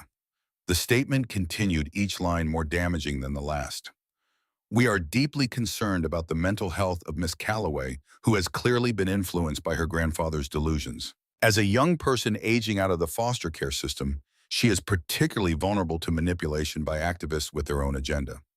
The scientists who participated in today's press conference have financial ties to environmental organizations that have long opposed responsible resource development in the Pacific Northwest. Their conclusions should be viewed in that context. Apex Timber remains committed to bringing jobs and economic opportunity to the Millbrook Falls region. We will not be deterred by baseless accusations from those who prioritize ideology over the well-being of working families. Wren read the statement 3 times, her stomach sinking with each pass. They weren't just disputing her claims, they were attacking her personally, portraying her as an unstable, easily manipulated child who didn't know what she was talking about. And in the court of public opinion, it was working. The initial wave of sympathetic coverage began to shift. Reporters who had been eager to hear her story started asking harder questions. Were the documents authenticated? Had Dr. Holloway's analysis been peer-reviewed? What proof did Wren have that her grandfather was actually killed by Apex, as opposed to simply dying in an accident? The questions were reasonable. That was the worst part. In the absence of a federal investigation, in the absence of official confirmation, everything Wren had presented was just allegation. Compelling allegation, supported by evidence that seemed solid, but allegation nonetheless. And Apex had 30 years of corporate reputation, an army of lawyers, and unlimited resources to fight back. By nightfall, the narrative had begun to turn. Contested claims read one headline. Troubled teen or whistleblower, asked another. Apex denies allegations, questions accusers' stability. Wren sat in the ruins of the mill, surrounded by the equipment Apex had installed, and felt the weight of defeat settling over her. She had tried. She had done everything she could think of, and it wasn't enough. The knock came just after midnight. Wren had been staring at the fire, not sleeping, not thinking, just existing in a state of numb exhaustion. The sound of knuckles on wood barely registered at first. Then it came again, louder. She grabbed the flashlight and moved cautiously toward the entrance. Through the gaps in the boards, she could see a figure standing in the darkness. Who's there? It's Sterling. Wren hesitated. Then she pulled back the makeshift barrier she had constructed across the entrance. Sterling Vance looked worse than she had ever seen him. His suit was rumpled, his tie loosened. There were dark circles under his eyes, and his usual air of controlled authority had given way to something that looked almost like desperation. I saw the press conference, he said without preamble, and I saw what Preston did afterward. Then you know it's over. It's not over. Sterling stepped inside, glancing around at the ruined interior of the mill. Not yet. They destroyed us. Everything we said, everything we proved, none of it matters. Preston turned the whole thing into a story about a crazy foster kid and her dead grandfather's delusions. I know. Sterling's voice was heavy. That's why I'm here. He reached into his jacket and pulled out a folder. Thick, worn at the edges, filled with papers that looked like they had been handled many times. What's that, my testimony? He handed her the folder. Written statement, notarized, detailing everything I know about Apex's operations over the past 30 years. The decisions I was part of, the warnings we ignored, the people we silenced. Wren stared at him. You said giving evidence would destroy you. It will. Sterling's eyes met hers. But I've been distorted for a long time anyway. I just didn't want to admit it. He moved past her toward the center of the mill where Wren's fire still burned. I watched the coverage tonight, saw Preston doing his thing, spinning lies into truth, turning a brave young woman into a cautionary tale. He shook his head slowly, and I realized something. I've been watching him do that for years, watching him destroy people who tried to stand in Apex's way, telling myself it wasn't my responsibility, that I was just one person, that I couldn't change anything. What changed? You did. Sterling turned to face her.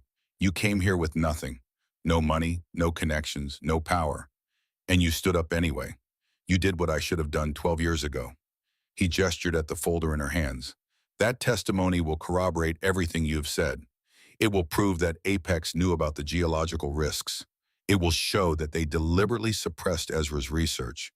And it will demonstrate a pattern of corporate behavior that goes back decades. And it will end your career. My career ended the moment Ezra died. Sterling's voice was quiet. I just kept pretending otherwise. Wren looked down at the folder. The pages were dense with text, dates, names, details that would take hours to fully process. There's something else, Sterling said. Something that's not in the written testimony. What? Tomorrow morning there's a federal hearing, emergency session called in response to your press conference. The Regulatory Commission is going to review Apex's drilling permits and decide whether to allow operations to proceed. I know. Dr. Holloway told me. What she probably didn't tell you is that Preston has been working the commission all week, calling in favors, making promises, doing whatever it takes to ensure the permits go through. Sterling paused. 3 of the 5 commissioners are likely to vote in Apex's favor. The other 2 are undecided. So we've already lost. Not necessarily. Sterling moved closer.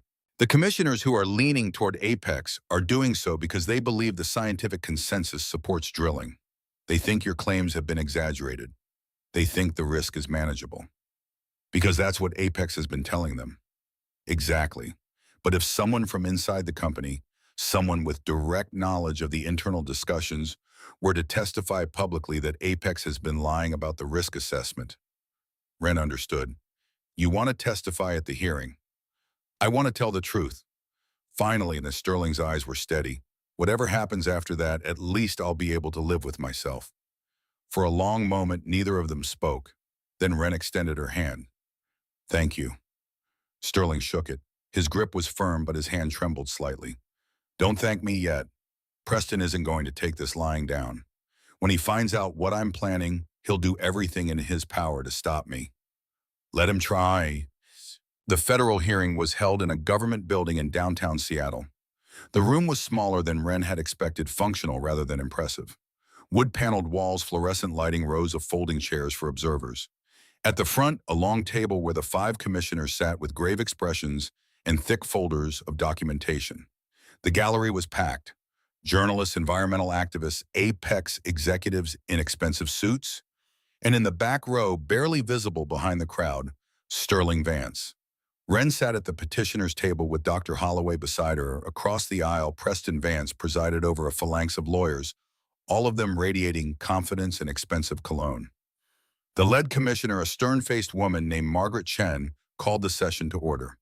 We are here to review emergency petition 2024-117 regarding drilling permits issued to Apex Timber Corporation for exploratory extraction operations in Lewis County. The petitioner, Ms. Wren Calloway, has alleged that these operations pose an unacceptable risk of geological destabilization. Apex Timber disputes these allegations. She shuffled her papers. We will hear testimony from both parties, review the submitted evidence, and render a decision by the end of this session. Miss Calloway, you may begin.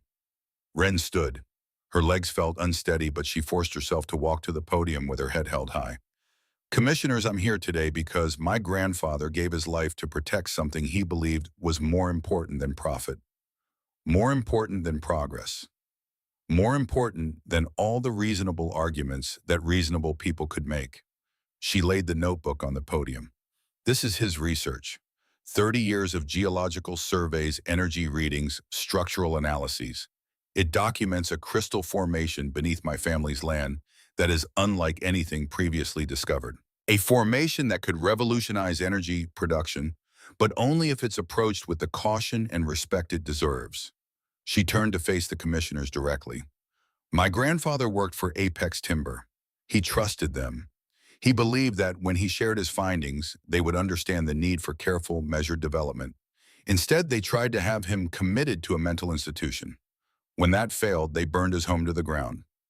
He spent the last 12 years of his life trapped underground alone, still trying to protect what he had found.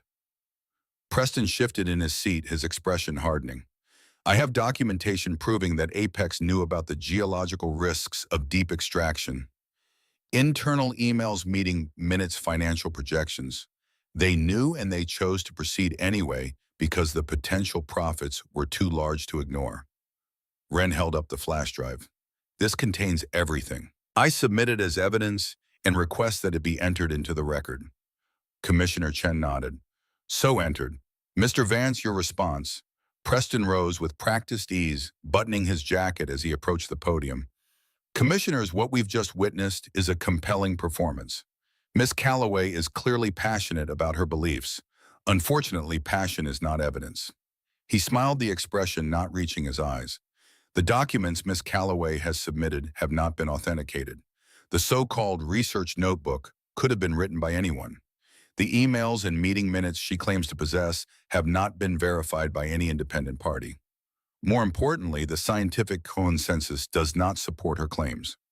Apex has commissioned multiple independent studies of the geological conditions in the drilling area. All of them conclude that extraction operations can proceed safely with appropriate precautions. Preston spread his hands, the picture of reasonable peace. We understand that Miss Calloway is grieving. Losing a family member is difficult, especially under the circumstances she has described.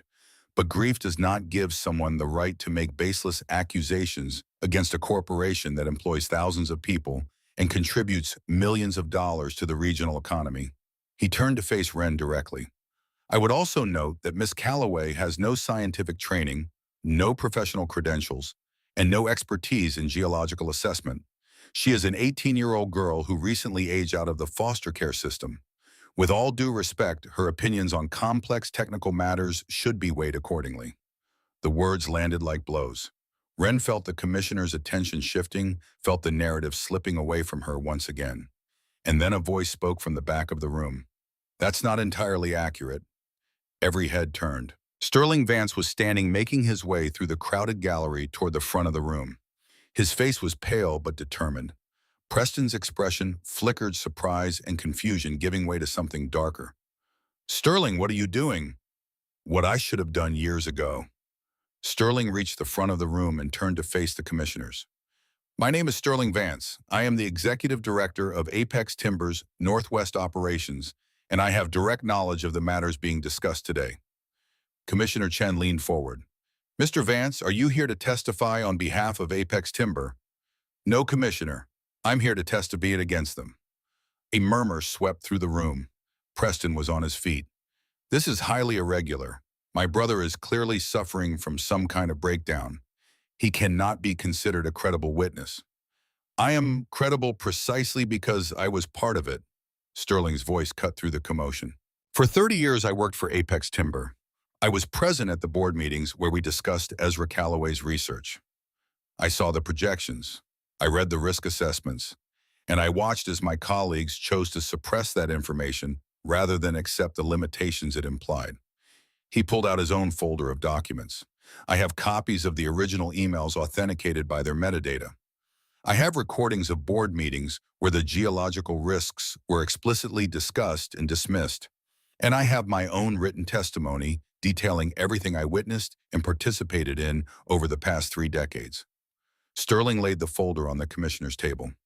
Miss Calloway is not a delusional foster child grasping at fantasies. She is the granddaughter of one of the finest geological engineers I ever knew, a man who gave his life trying to protect people from the consequences of corporate greed. And everything she has told you is true. The room erupted. Commissioners called for order. Journalists shouted questions. Preston's legal team huddled in frantic consultation. And through it all, Sterling stood calm at the center of the storm, finally unburdened of secrets he had carried for far too long. The recess lasted 2 hours. During that time, the commissioners reviewed Sterling's documentation with the assistance of their technical advisors. Questions were asked, clarifications demanded. The metadata on the emails was verified. The recordings were authenticated. When they returned, Commissioner Chen's expression was grave. "Mr. Preston Vance," she said, "the documentation submitted by your brother directly contradicts statements you made earlier in this hearing. Specifically, you claimed that Apex had commissioned multiple independent studies supporting the safety of extraction operations. The internal documents suggest that only one such study was commissioned and that its findings were altered before publication to remove warnings about cascade risks." Preston's face had gone pale. "Those documents are obviously fabricated." "The metadata indicates otherwise." Chen's voice was cold. "Furthermore, the internal emails reference meetings that you personally attended. Meetings where the geological risks were discussed and deliberately suppressed." She turned to her fellow commissioners. "Based on the evidence before us, I move that Apex Timber's drilling permits be immediately suspended, pending a full federal investigation into allegations of fraud and deliberate suppression of safety data." "Seconded," said the commissioner beside her arm. All in favor, 5 hands rose. The motion carries unanimously. All Apex Timber drilling operations in Lewis County are hereby suspended. Additionally, I am referring this matter to the Department of Justice for criminal investigation. Commissioner Chen fixed her gaze on Preston. "Mr. Vance, I would strongly advise you to retain criminal defense counsel. You may be excused." The gavel came down, and just like that, it was over. Moss. The celebration was muted. There were handshakes and congratulations, journalists clamoring for comments, Dr. Holloway embracing Wren with tears in her eyes. But Wren felt strangely disconnected from all of it. She had won. They had won. But her grandfather was still dead, and the 12 years she had spent believing he had abandoned her couldn't be taken back. Sterling found her outside the building, standing in a light rain that had begun to fall as the hearing concluded. "How are you holding up?" Wren shrugged. "I don't know. It doesn't feel real yet." "It will." Sterling stood beside her, both of them watching the gray sky. "What you did in there, what you've done over the past few weeks, it took courage that most people don't have." "I just did what my grandfather would have wanted." "You did more than that. You finished what he started." Sterling paused. "Ezra would have been proud of you." The words hit harder than Wren expected. She felt her eyes stinging and blinked rapidly, trying to maintain composure. "What happens now, to you, I mean?" Sterling smiled, but there was sadness in it. "Now I face the consequences of my choices, both the ones I made today and the ones I made over the past 30 years. He shrugged. "I'll probably lose everything. The reputation, maybe my freedom, depending on how the investigation goes." "Was it worth it?" "Ask me in 10 years. He turned to face her. "But I'll tell you this. For the first time since Ezra died, I can look at myself in the mirror without wanting to look away. That's worth something." He held out his hand. "Good luck, Miss Calloway, with everything." Wren shook it. "You too, Mr. Vance." Then he walked away, disappearing into the rain, leaving Wren alone with her thoughts. She didn't return to the mill immediately. Instead, she drove to a small park overlooking the Sound, the same park where she had spent hours as a child back when her mother was still alive, and the world still made sense. She sat on a bench watching the water move beneath the gray sky and tried to process everything that had happened. 3 weeks ago, she had been nobody, a foster kid aging out of the system with nothing to her name but a cardboard box and a chip on her shoulder. Now she was the face of a federal investigation, the granddaughter of a martyred whistleblower, the young woman who had taken on one of the largest corporations in the Pacific Northwest and won. It didn't feel like winning. It felt like surviving. When she finally returned to the mill that evening, the drilling equipment was already being removed. Workers in Apex uniforms moved quietly through the clearing, dismantling the infrastructure that had been installed just days ago. None of them met her eyes. Wren watched them for a while, then went inside. The interior of the mill was unchanged, still ruined, still sagging, still smelling of rot and time. But somehow it felt different now, less like a graveyard and more like a memorial. She made her way to the corner where she kept Ezra's things: the notebook, the photographs, the metal case that had been clutched in his arms when she found him. She had been through the case dozens of times, cataloging its contents, extracting anything that might be useful as evidence. But tonight, for the first time, she wasn't looking for proof.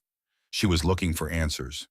Her fingers moved through the familiar items: survey maps, equipment specifications, pages of calculations she still didn't understand. And then at the very bottom, something she had somehow missed before: an envelope, sealed, yellowed with age, with a single word written on the front in Ezra's shaking handwriting: Wren. She stared at it for a long moment. Then slowly, she opened it. The letter was 3 pages long, written in the same cramped script as the notebook entries, but somehow more careful, more deliberate, as if Ezra had known that these words would be the last his granddaughter would ever receive from him. My dearest Wren, it began, if you're reading this, then you found me, found this place, found the truth I spent so long trying to protect. I don't know how much time I have left. The water down here is enough to survive, but barely. My supplies ran out days ago, and I'm not as strong as I used to be. The darkness doesn't bother me anymore, but the silence is harder. The waiting. I want you to know what happened, not the scientific details. You'll find all of that in my notebooks. I want you to know the part that matters, the part about you. Wren's vision blurred. She wiped her eyes and kept reading. The day you were supposed to come, live with me, I was ready. I had cleaned out the spare room, bought new sheets for the bed. Your mother had called the night before, crying, begging me to take you. She knew she couldn't care for you anymore. She knew I was your best chance. I was going to pick you up at noon, drive all night if I had to, bring you back here to this place where you could grow up surrounded by trees and silence, and all the space you would need to become whoever you wanted to be. But that morning I saw them. Apex surveyors, 3 trucks, no markings, heading up the old logging road. They thought I was gone. They thought I had finally given up. I followed them, watched them set up equipment near the mill, listened to them talk about drilling schedules and extraction timelines, and I knew that if I left even for a day, they would find the entrance to the cavern. They would start the process that could never be stopped. I had to choose. You or the crystals, my granddaughter or my life's work, the future of one child or the safety of an entire region. I chose wrong. Wren had to stop reading. Her whole body was shaking, tears streaming down her face. She forced herself to breathe, to steady her hands, to continue. I told myself I could do both. Stop them, then come get you. Save the formation, then save my family. But I was wrong about that too. By the time I realized my mistake, it was already too late. The fire had trapped me. The entrance had collapsed, and you were still out there waiting for a grandfather who would never come. I've thought about that day every moment since, every hour of darkness, every second of silence, wondering what you thought when I didn't show up, wondering if you hated me, wondering if you understood. I don't expect you to forgive me. I don't deserve forgiveness. But I want you to know that I didn't choose the crystals because I didn't love you. I chose them because I loved you too much. The world is full of dangers, Wren. Some of them are obvious. Some of them are hidden beneath the surface, waiting for someone to make a mistake. I spent my life trying to protect people from a danger they couldn't see. And in the end, the only person I couldn't protect was you. If you're reading this, then you have already done what I couldn't. You've found the truth. You've brought it into the light. You've given the crystals a chance to be understood instead of exploited. I'm proud of you, so proud. Even though I never got to see the woman you became, I know you must be extraordinary. Because you came back. You didn't give up. You faced something that would have broken most people and you stood firm. That's what I wanted for you. Not the land, not the crystals, not any of the things that can be measured or owned. I wanted you to know that you were strong enough to face anything, that you had the courage to fight for what matters even when the odds are against you. You have that now, you've always had it. You just needed to find out. I love you, Ren. I have always loved you. And whatever comes next, whatever you choose to do with your life, I will be watching, waiting, proud beyond all measure of the person you have become. Your grandfather, Ezra. The letter ended there. Ren sat in the darkness for a long time, holding the pages against her chest. The fire had burned down to embers, casting faint orange light across the ruined floor of the mill. Outside, the rain had stopped. Through the gaps in the walls, she could see stars beginning to appear in the clearing sky. For 12 years, she had carried the weight of abandonment, the belief that she wasn't worth fighting for, that something fundamental was wrong with her, something that had made her own grandfather choose to walk away. That weight was gone now. In its place was something else. Not quite peace, not yet, but the beginning of understanding. The first tentative steps toward a different kind of truth. Ezra hadn't abandoned her. He had loved her so much that he had sacrificed everything, even the chance to be part of her life, to protect her future.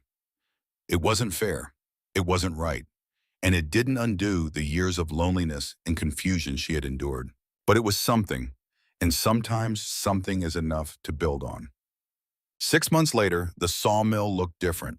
The sagging structure had been reinforced. The roof repaired, the windows replaced with a clean glass that caught the morning light.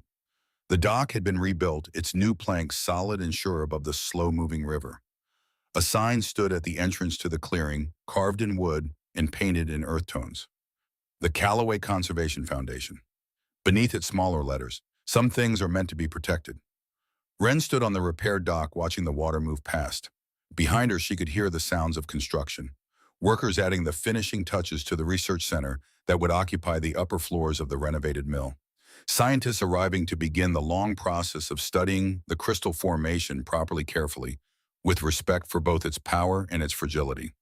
The federal investigation had resulted in criminal charges against Preston Vance and several other Apex executives. The company itself was facing billions in potential fines and had been forced to divest from most of its operations in the Pacific Northwest. Sterling Vance had cooperated fully with investigators. His testimony had been crucial in building the case against his brother. In exchange, he had received immunity from prosecution. He had also received something else, a job. He stood beside Wren now, watching the same water, breathing the same morning air. The first research team arrives tomorrow, he said. Dr. Holloway's bringing graduate students from 3 different universities. They're already arguing about methodology. Wren smiled slightly. That sounds about right. It's going to take years to understand what's down there. Decades, maybe. The formation is more complex than anyone realized. The energy patterns, the structural interactions, the way it connects to the broader geological system. Sterling shook his head. Ezra barely scratched the surface. He would have loved this. Yes, Sterling's voice was quiet. He would have. They stood in comfortable silence for a while. The river moved past, carrying leaves and debris toward wherever rivers eventually went. Birds called in the trees overhead. The morning sun warmed the air, burning off the last of the night's mist. What about you? Sterling asked finally. What are your plans? Wren considered the question. She had options now. The foundation had received grants and donations from around the world. She could go to college, pursue a degree, build a career in any field she wanted. But for now, she was content to stay here, to walk the land her grandfather had loved, to visit the cavern where he had spent his final years, to watch the crystals pulse with their strange, impossible light and wonder what secrets they still held. I'm going to stay, she said, for a while at least. There's still so much I don't understand, about the formation, about my grandfather, about myself. Sterling nodded. That sounds right. He turned to head back to the mill, then paused. You know, he said, when I first met Ezra, I thought I understood him, thought I knew what drove him, what he cared about, what he wanted from life. I was wrong about all of it. What do you mean? I thought he was obsessed with the crystals, with the science, with being right. Sterling shook his head. But that wasn't it at all. He wasn't trying to be right. He was trying to protect something. Not just the formation, but the idea that some things matter more than money, more than power, more than all the practical arguments in the world. He looked at Ren. He was trying to protect that idea for you so that when you grew up, you would know there was still something worth fighting for. Ren felt her throat tighten. I think I'm starting to understand that. Sterling smiled. It was the first genuine smile she had ever seen from him. Good, because the world needs more people who do. Then he was gone, walking back toward the mill where scientists and builders and dreamers were already at work. Leaving Ren alone with the river and the sky and the quiet certainty of everything she had found. That night, she went down to the cavern. She did this often now whenever she needed to think or remember or simply be close to what remained of her grandfather. The path down the stone staircase had become familiar, the darkness almost welcoming. The crystals still hummed their patient song. In the 6 months since the hearing, scientists had installed monitoring equipment throughout the formation. Sensors measured temperature, pressure, energy fluctuations. Data flowed upward in constant streams, analyzed and reanalyzed by researchers trying to understand what they were seeing. But to Ren, the cavern was still what it had always been. A cathedral, a tomb, a promise. She had moved Ezra's body months ago, given him a proper burial in the small cemetery at the edge of Millbrook Falls. The townspeople had turned out in surprising numbers. People who remembered him. People who had heard the story. People who simply wanted to pay their respects to a man who had given everything for what he believed. But something of him remained here. In the crystals he had studied, in the air he had breathed, in the silence he had kept. Ren sat on the stone floor, her back against the wall where she had first found him. The crystals rose around her, their surfaces catching her flashlight beam and fracturing it into 1,000 points of light. I did it, she said quietly. I found the truth, I told the story, I protected what you built. The crystals hummed in response. I don't know if I forgive you yet, for choosing to stay, for not coming to get me. I understand it now, I think, but understanding isn't the same as forgiveness. She paused, listening to the silence.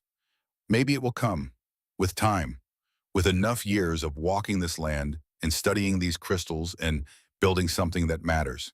Maybe one day I'll wake up and realize that I'm not angry anymore. Her voice caught. But even if I never forgive you, I want you to know something. I'm grateful for the letter, for the research, for believing that I was strong enough to finish what you started. She stood brushing dust from her clothes. I don't know what comes next, for the foundation, for the formation, for any of it. But I know I'll keep trying, keep protecting, keep fighting for the things that matter, even when it's hard. She touched the nearest crystal column. Its surface was cool and smooth, vibrating faintly beneath her fingertips. That's what you wanted, isn't it? Not just to save the crystals, but to teach me how to save them myself. The humming seemed to intensify slightly. A pulse of light traveled through the formation, passing from column to column before fading into the darkness. Ren smiled. Goodbye, Grandpa. I'll come back soon. Then she turned and began the long climb back to the surface. Behind her, deep in the earth, the crystals continued their ancient song, waiting, watching, holding their secrets close, not for destruction, for understanding, for the patient, infinite work of people who knew that some things were worth more than profit. Some things were worth dying for, and some things once found were worth a lifetime of fighting to protect. Above ground, the stars were coming out. Ren emerged from the hatch and sealed it behind her. The night air was cold and clean, carrying the smell of evergreen and river water. She walked across the clearing to the renovated mill. Lights burned in the upper windows, where researchers were still at work chasing answers that might take generations to find. At the edge of the dock, she stopped. The river moved slow and dark beneath her feet.